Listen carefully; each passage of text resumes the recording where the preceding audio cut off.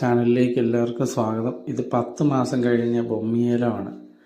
അതുകൂട്ട് നമുക്ക് മൊത്തം 5 ചൂടാണ് നിലവിലുള്ളത്. അത് കായ എങ്ങനെയുണ്ട്, നമ്മുടെ ഈ കാലാവസ്ഥയ്ക്ക് അനുയോജ്യമാണോ എന്നറിയാൻ വേണ്ടി നിർത്തിയത്.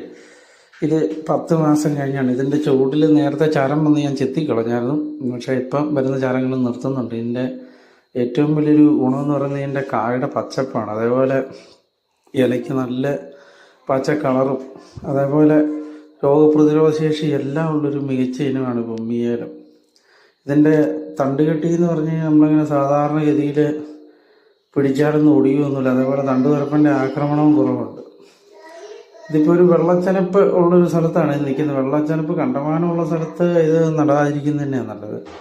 ഞാനത് കണ്ടത്തി നട്ട് പരാജയപ്പെട്ടതാണ്. പക്ഷേ കരയെ നന്നായിട്ട് ഇതുണ്ടാവും.